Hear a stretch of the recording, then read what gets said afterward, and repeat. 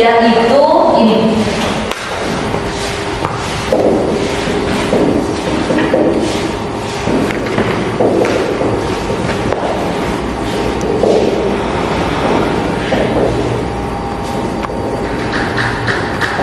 Wawasan kebinekaan global. Nah, sebelum memulai kegiatan hari ini, alangkah lebih baiknya kita awali hari ini dengan berdoa. Pada KM, Pak Uji mohon dipimpin doa. Duduk siap. Sebelum belajar, alangkah baiknya kita berdoa dulu. Berdoa di dalam hati, mulai.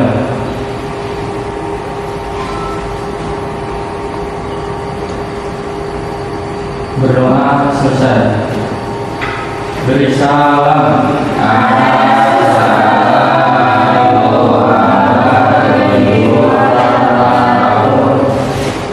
Waalaikumsalam warahmatullahi wabarakatuh. Terima kasih Pak Uji. Kita cek absen dulu ya. Siapa yang tidak hadir? Hadir semua. Oke, hadir semua. Alhamdulillah ya. Ini ya. Oke. Hari ini tadi kita akan belajar mengenai wawasan kebinekaan global. Nah, wawasan kebinekaan global ini saya ambil topik yang ketiga, yaitu berdamai dengan diri. Berdamai dengan diri ini kita akan mulai dari diri kita sendiri. Apa saja yang harus kalian tempuh atau capaian pembelajaran hari ini itu yang akan kalian dapatkan atau diharapkan kalian itu bisa: satu, memahami konsep mengenai ragam identitas diri. Yang kedua adalah mampu memberikan contoh sikap welas asing pada diri kita. Nah, sebelum memasuki aktivitas apa aja yang tadi capaian pembelajaran tadi, maka ini ada beberapa pertanyaan yang harus bisa kalian jawab. Pernah nggak? Pertanyaan pertama, ada yang merasa malu, tidak percaya diri dengan identitas diri kalian sendiri, kemudian kamu menyembunyikan identitas tersebut? Ada nggak? Coba. Tuh, ada yang pernah merasakan ini nggak? Saya tuh kalau bahasa sekarang apa ya? Insecure kali ya. Jadi sehingga identitas ini kamu sembunyikan dari orang lain. Siapa? Ada yang mau jawab nggak? Nabila, gimana? Pernah merasakan ini? Apa yang Nabila rasakan? Merasa kurang Apa? sendiri. Oh gitu. Sehingga perlu disembunyikan dari orang lain. Jadi berarti kamu pernah menyembunyikan identitas ini sehingga orang lain itu tidak mengetahuinya. Nah, kenapa identitas ini harus kamu sembunyikan?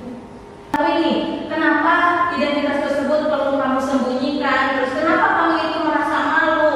Ketika kita merasa malu dengan apa yang tidak menjadi identitas diri kita sendiri, jadi larinya nanti menjadi tidak percaya diri. Nah, itu pemantiknya.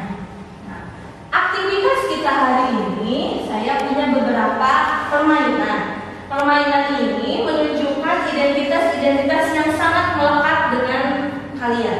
Ya, kita bagi antara kiri dan kanan. Berarti yang sebelah sini kiri saya, ya.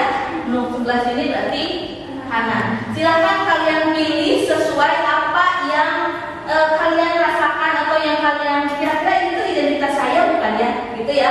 Silakan berdiri dulu. Jadi nanti tinggal pilih aja posisinya mau di mana, mau di kiri, mau di kanan. Oke. Yang pertama, pilihan sesuai dengan dirimu.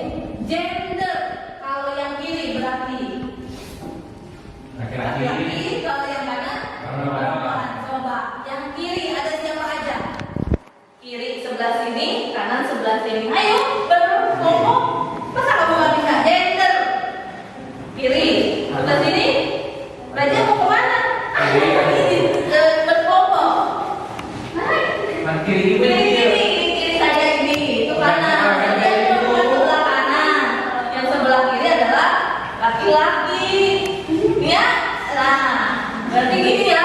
Ternyata berdasarkan gender laki-lakinya ada cuma bertiga, yang kanan adalah perempuan berkerudung. Yang kedua, sebelah kiri. Coba kita lihat dari kulit. Sawo matang, ataukah kalian merasa kulit saya tuh kuning langsat? Ini ciri khasnya orang Indonesia ya. Sawo matang dan kuning langsat. Ayo, ada yang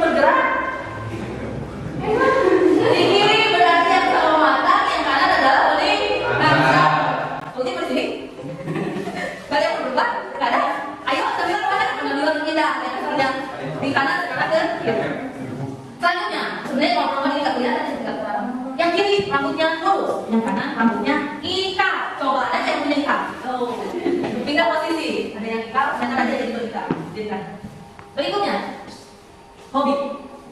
Kalau yang kiri, apa tuh hobinya? Baca. Baca sama nonton film kali ya, nonton Netflix. Kemudian yang kanan mulai sama Olahraga. olahraga. Ada yang kanannya sama olahraga? Oke, itu sama olahraga. Kalau di mana tadi kalau senang? Ya apa sekali. Berarti yang kiri hanya berdua aja yang hobinya nonton sama Baca. selanjutnya. Yang sebelah kiri tidak sedaerah, yang sebelah kanan sedaerah pasti ini. Kamu datang dari daerah mana? Boleh satu desa, boleh satu kampung. Kalau kecamatan seharusnya semuanya satu kecamatan ya. Kecuali yang tidak di luar kecamatan mana? Ayo, satu daerah, satu daerah. Desa sama siapa? Berarti di? Oh iya, kiri. Ini satu, benar, satu desa ya. Ya, dia sama itu dan dia sama siapa? Satu desa. Ya, ini satu desa. Sisanya tidak sedaerah. Selanjutnya, suka yang mana? Kamu bisa kan yang tidak, Pak? Yang ini itu sebagai drakor, yang kali ini sebenarnya biasanya film-film luar barat ya, kali ini berarti drakor itu tidak. Ayo, siapa yang suka drakor? Nabila, gimana? Bingung sendiri. Jadi yang ini senangnya drama Korea. Kalau yang kanan biasanya senangnya action ya. Kalau Avenger itu kan apa? Genrenya bukan genre drama. Ini. Terakhir sepertinya ini. Mana yang sesuai dengan dirimu? Musik nih. Ada Bang Haji Roman. Di kiri. Yang kanan ada Gus. Kira-kira ini berdasarkan apa sih? Kalau yang ketiga, kalau yang apa senangnya? Kalau yang kanan berarti pop. Siapa yang kanan? Ini. Berarti kalau bisa aja senangnya. Lagi. Oke. Udah seperti itu permainannya. Boleh tepuk tangan dulu ya. Jadi dari kesekian permainan silakan kita refleksi boleh kembali dulu ke tempatnya masing-masing. Nah, dari permainan tadi coba kita akan renungkan. Pertanyaan pertama, apakah Anda selalu berada pada posisi yang sama di setiap permainan? Coba yang menjawab. Pak, kamu ada nggak di posisi yang sama itu aja? Jadi gaya. Jadi berpindah. Kemudian, apakah Anda tadi bertemu dengan seseorang yang satu identitas pada putaran pertama, tetapi di putaran berikutnya ternyata identitasnya berbeda? Ada nggak? Beda ya. Tidak semua nggak perlu tadi dengan teman yang begitu saja. Nah, jadi konsep dari berdamai dari mulai dari diri kita sendiri ini ada tiga. Yang pertama, setiap orang punya banyak identitas. Tadi juga sama ya, kalian punya identitasnya berbeda-beda. Oke, di sini ada suatu tayangan, coba kita perhatikan. Ini kamu, bukan dia. Kamu yang beda dengan dia atau mereka. Kamu yang punya nama, tanggal lahir, dan kedua yang beda dengan orang lain. Sebuah identitas. Kamu baru datang ke kampus, bertemu orang-orang dengan identitas berbeda.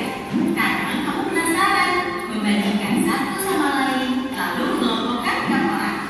Bagaimana kamu akan melakukannya? Kamu lihat geng kecil yang suka barengan kemana-mana. Rupanya mereka teman sejak SMA. Kamu pun jadi mengelompokkan teman-teman baru ini berdasarkan asal sekolah. Tapi ada juga yang gak punya teman sekolah. Mereka kumpul dengan teman sekolah. Kamu lalu melakukan teman berdasarkan kelompok asal daerah atau suku. Lalu ada siswa baru yang sesuai pilihan fakultas.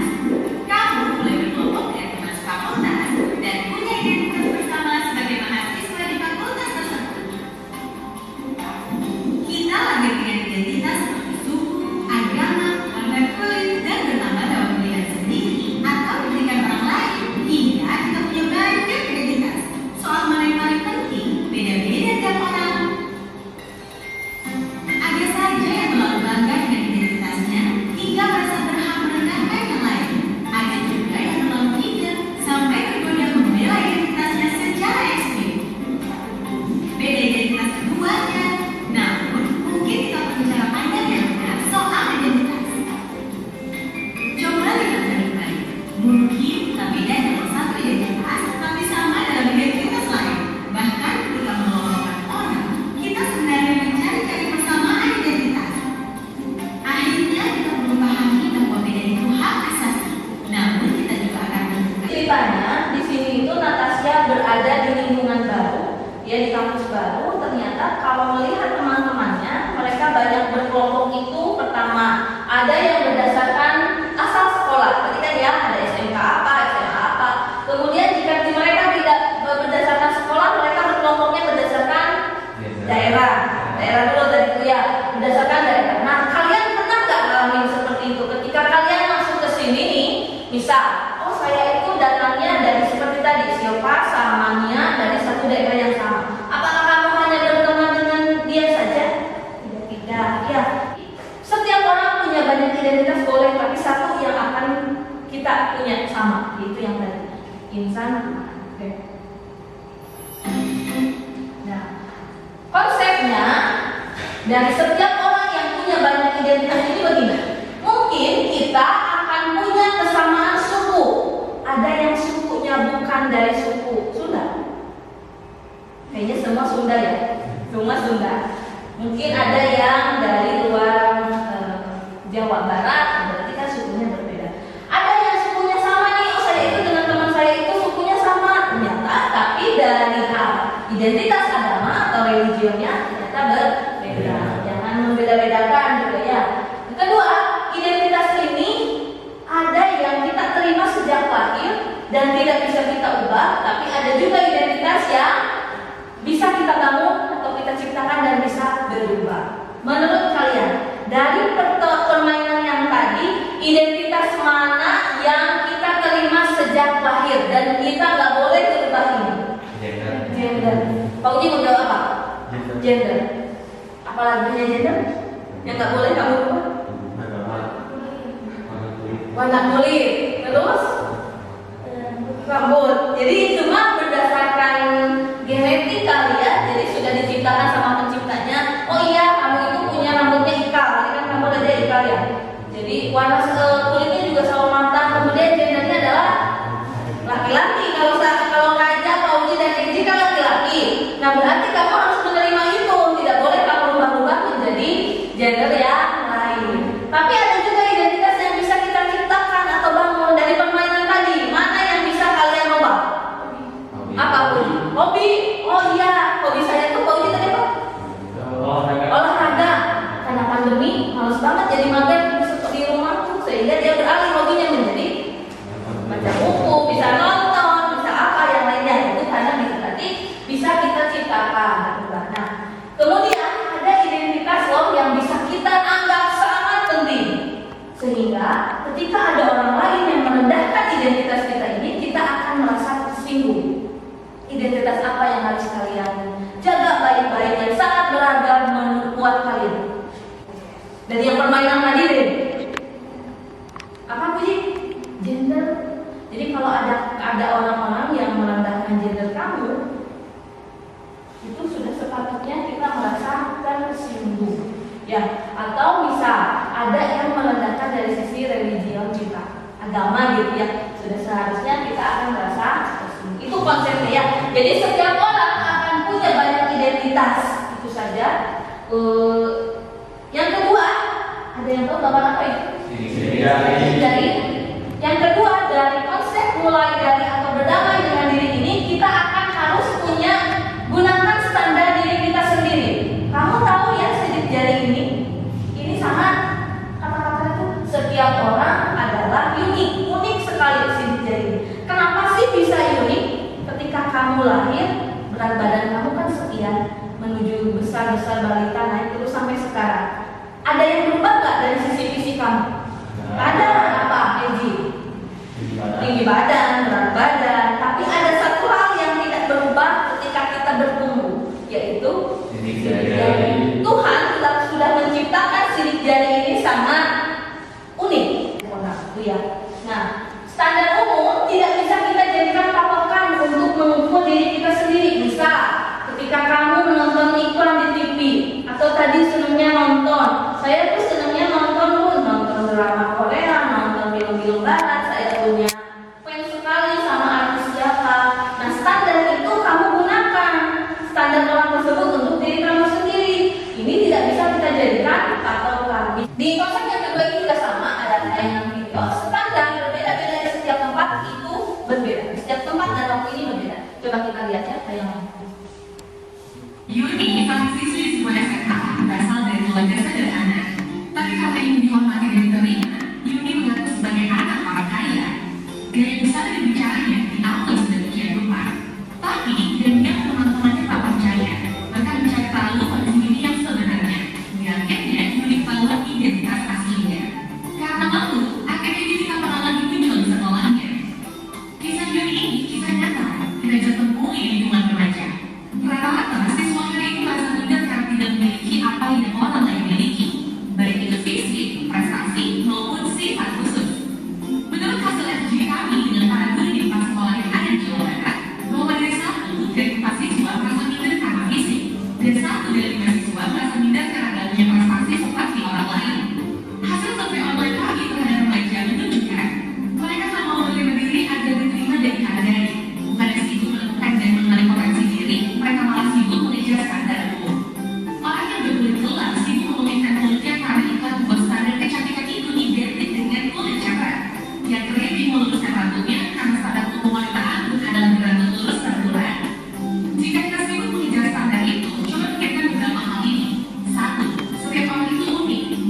ada satu standar yang cocok untuk semua.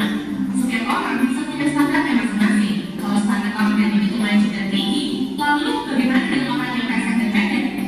Dua, standar itu diciptakan oleh lingkungan, industri, spektor atau budaya. Orang yang tidak membuat standar buat dirinya bakal bisa salah empuk buat para pencipta standar. Mereka yang bakal jadi korban iklan dan pengaruh lingkungan. Tiga, standar itu relatif. Beda tempat, beda standar. Di Mauritania, sebuah negara di wilayah London, Afrika Utara Barat, misalnya orang yang cantik adalah orang yang berdarah subur. Di Jepang, yang dianggap cantik itu yang diisi bingsul. Beda waktu bisa beda standarnya. Coba perhatikan fashion dari masa ke masa. Apakah standar itu sama? Misalkan saja tahun 80-an, pria yang dianggap cantik itu berkumis tebal. Apakah saat itu masih berlaku? Tapi, kalau yang sifatnya nilai moral itu universal. Sikap jujur di mana-mana dari dulu sampai nanti tetap dianggap baik dan keren. Jadi, daripada sejak standar cantik fisik dan bikin membantu inner beauty, gak usah habisin waktu awalnya sampai menyebut diri untuk menerima sesuai standar fisik yang umum. Gak usah minder, kayak di bawah orang lain atau sombong gak kelihatan lebih tinggi. Karena setiap orang unik dan gak bisa dibandingin. Kalau mau bikin standar dan dibandingkan, buatlah standar tinggi buat dirimu sendiri. Bandingkan dirimu kemarin dan dirimu hari ini. Apakah hari ini kamu lebih baik dari kemarin? Terus dalam dirimu sampai memenuhi standar best version of yourself. Ingat, kamu dilahirkan original, kenapa harus nangis dari kopian orang lain?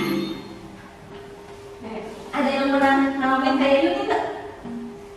Tadi si Yuni cerita, Yuni ini berasal dari keluarga yang biasa, kemudian dia menyembunyikan identitasnya seolah-olah dia merasa identitas ini harus disembunyikan. Ada yang pernah ngalamin nggak kayak Yuni? Jangan deh, karena ternyata memang banyak sekali mungkin siswa ini banyak yang merasa minder dengan kondisi dia, dengan identitas dia. Padahal tadi dari tayangan ini saya ambil ininya simpulannya, setiap orang ini tadi kan unik banget. Setiap orang bisa menciptakan standarnya masing-masing, dan standar ini ternyata relatif waktu dan tempatnya. Di Jepang, saya bingung nih, berarti kalau di Jepang saya termasuknya cantik, belum tentu di sini mah gitu ya. Kenapa saya tidak mau ubah? Karena menurut saya ini adalah identitas saya. Saya tidak pakai yang giginya diluruskan atau pakai atau misal saya nih, saya itu punya tinggi badannya segini. Oh, saya itu pengen seperti yang lain, tidak menerima diri sendiri. Itu juga berarti kamu tidak menggunakan standar diri sendiri. Ada yang minder itu karena fisiknya. Tadi Yuni kan diceritain ya, kalau Yuni termasuk orang yang minder berdasarkan kondisinya, sehingga dia menyembunyikannya. Kemudian ada juga yang minder berdasarkan fisik tadi atau berdasarkan prestasinya. Oh, saya itu tidak berprestasi, tapi teman saya ini berprestasi sekali. Nah, kamu sebenarnya bisa menggali potensi yang ada di diri kamu sendiri. Kemudian apa tadi itu? Tadi berbeda-beda ya. Bisa dari gaya busana aja. Sekitar tahun berapaan tuh? Kalau celana gitu ya, kalau yang saya lihat sekarang siswa itu kan nggak ada lagi yang pakai celana yang dia etnis, celana cutbray kalau zaman dulu. Kalau sekarang kan lebih kakinya itu jadi ya slim kelihatan. Nanti standar ini setiap tempat dan waktunya akan berbeda. Jadi kita harus punya identitas sendiri. Jangan sampai kalian akan menjadi sasaran empuk dari pencipta jadi iklan gitu tadi ya. Jadi ketika kamu punya standar yang ke orang artis, siapa yang kamu sukai, kamu akan menjadi sasaran empuk. Di sini tapi ada standar yang harus kalian pertahankan. Apa? Standar itu yang akan selalu kalian bawa-bawa. Tadi ada kata-katanya baik banget di situ. Bahwa ternyata standar yang harus kita jaga adalah standar moral. Di mana-mana orang baik, orang jujur itu berarti dikatakan sebagai orang yang baik. Jadi bukan berdasarkan fisiknya, bukan berdasarkan kondisi ekonominya, tapi berdasarkan sifat yang harus kita miliki dari sikap dan sifat yang baik. Sehingga kalian harus mengeksplor diri sendiri itu. Saya itu punya kemampuan kok, saya itu punya prestasi kok, mungkin saja tidak di bidang ini tapi di bidang yang lain. Sehingga itu adalah best version of yourself. Jadi versi terbaik dari diri kalian. Digunakan diri sendiri, standar. Jangan ikutin standar orang. Yang ketiga, konsep dari damai dari diri ini adalah welas asih pada diri sendiri atau self compassion. Welas asih itu menyayangi diri sendiri. Pernah merasakan ini tuh? Narsis. Pernah? Narsis ini artinya mengagumi diri sendiri itu selalu berkata, saya tuh ya tinggi, saya tuh putih, saya tuh cantik, saya tuh ganteng. Nah, tidak boleh seperti itu ya.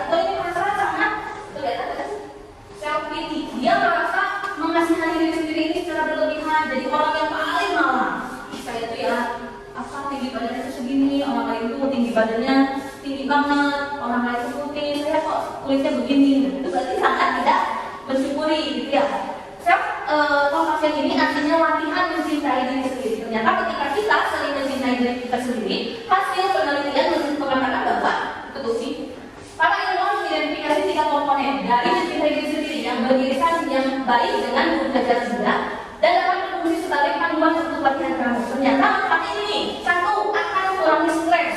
Ketika kamu mencintai diri kamu sendiri, stresnya itu akan berkurang. Kalau kita punya standar orang lain kan melihat orang lain ya, melihat yang ke atas itu orang lain itu gini-gini, enggak lah, pasti banyak cemasnya, pasti banyak stresnya.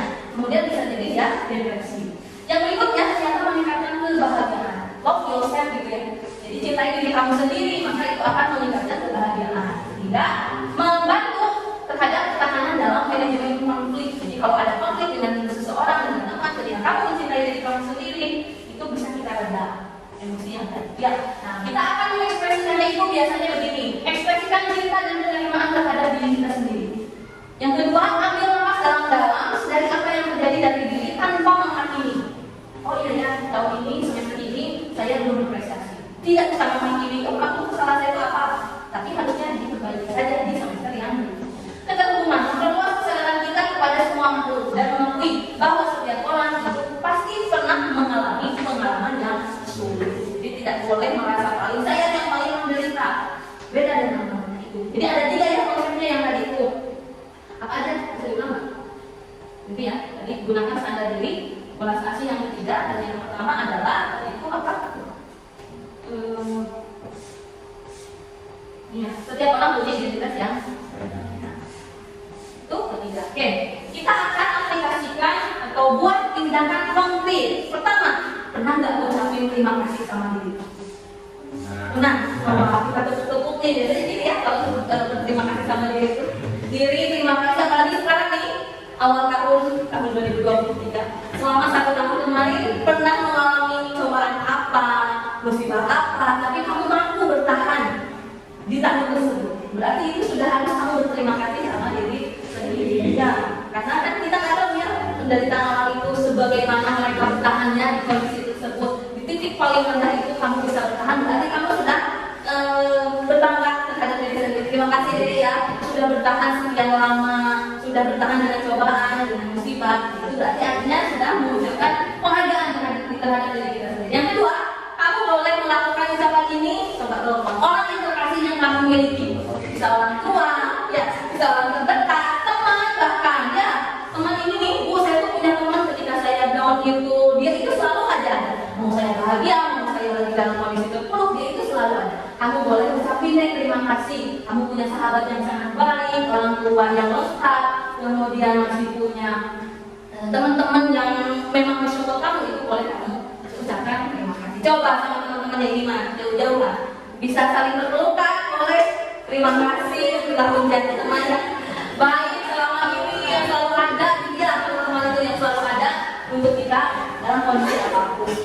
Ya, itu konkretnya. Jadi harus selalu terima kasih sama dia. Oke, ini aplikasi dari yang tadi dijelaskan dari awal sampai akhir. Coba kamu buatkan galeri biodata ini atau CV ini, bisa ini ya, ada foto kamu nih lagi nasi.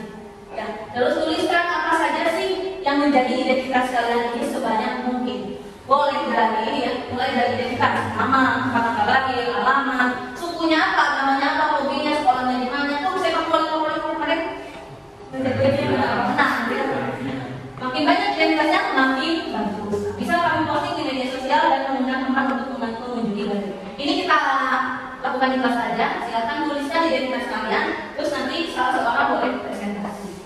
Ya, untuk ini aja tulisannya. Boleh misalnya nanti kamu upload di IG atau apa ya sekarang tuh Twitter, Facebook.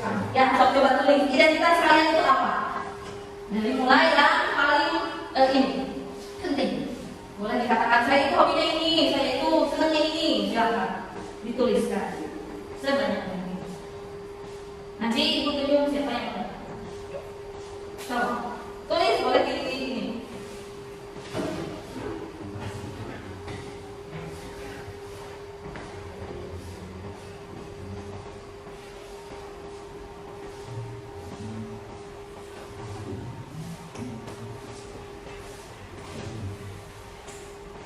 Kita tuliskan identitas kamu. Nama. Ya. Nama lengkap. Raja Barat dan Dani Sejudan terjadi. Ada berapa kata? 5. Banyak ya. Apa itu identitas yang lengkap sama dia? Berarti ya nama ini bisa diberikan oleh orang tuanya yang begitu mencintainya sampai terdapat 5 kata. Raja namanya, terus Tanggal lahir. tempat tanggal lahir di mana? Di Tasikmalaya. Terima kasih. Tanggal 8 Oktober 2005. 2005 berarti baru ulang tahun. Ya, hari Sabtu pukul 11.50 malam. Hari Sabtu. Hampir jam 12. Sebelum detik lagi. Lalu Tinggal di Kampung Cipoyo, RT 1 Desa Sukamana, Kecamatan Mamung, Garut. Desa Sukamana, Lampung, Garut. Lalu apalagi yang kamu tulis? Hobinya Baca apa tuh? baca buku, Buku berita, apa? buku novel, berita, Senangnya novel. Lalu cita-cita, nggak apa-apa. Cita-citanya apa? agama baru. Apa agama? Agama Islam. Agama Islam. Terus Dari suku Sunda, suku Sunda nggak ada campuran manapun. enggak, dan sekolah alumni SD Malang 1, alumni SMP 1 Malang, dan sekarang di SMP 1 Garut. Itu favoritnya tadi klub sepak Sepak bola. bola, sama belantai. Kalau kemarin kalau klub yang bukan negara itu apa disebutnya? Liverpool. Oh, oke. Ininya kemarin Belanda tapi nggak masuk ya. Itu terima kasih untuk Raja. Boleh tepuk tangan dulu untuk Raja ya. Yang tadi kalian tulis adalah identitas yang harus kalian jaga ya. Ingat kita itu adalah makhluk Tuhan. Insan kita semua adalah insan Tuhan yang harus punya moral yang baik. Karena itu adalah identitas yang akan melekat selamanya. Itu saja hari ini. Terima kasih atas perhatian kalian untuk